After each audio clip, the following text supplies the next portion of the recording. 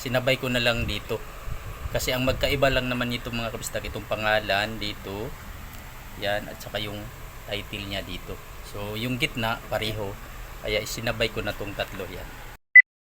Ito po yung ginagawa natin ngayong araw mga kabistak. Oh. Kita nyo naman yung lamisa namin. Oh. Naging yellow. So tingnan nyo mga kabistak, hindi masyadong kita yung sulat. Pero tatlong bagsak lang yan. Kumbaga tatlong linya lang po yan. 6 na piraso po yan mga kabistak. Tapos ko na yung ginawa kanina. Tapos ito na naman yung kasunod natin. No? 8 piraso po yan. Yan. Pieces po yan mga kabistak. Gumamit tayo ng Times New Roman na number 18 dyan. 5 piraso. Tapos ito pa. Tatlo dito. So sinabay ko na lang yung gitna nito. Sinabay ko na lang dito. Kasi ang magkaiba lang naman nito mga kabistak, itong pangalan dito. Yan. At saka yung title niya dito. So yung gitna pareho. Kaya isinabay ko na tong tatlo yan.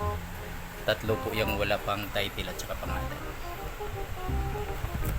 Alright. So yan po yan mga kabisdak. Tapos ito pa. Ano? Mga kabisdak. Oh.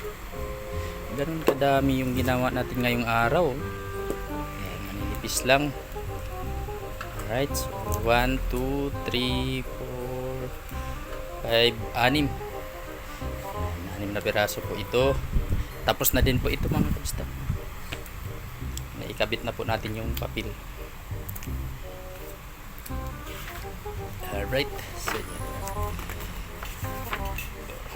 alright. So plastic muna natin. Tapos kabit na po natin itong papel dito sa cover. Alright. So yan lang po mga kabisdak, yung hardbound natin ngayong araw. Yan.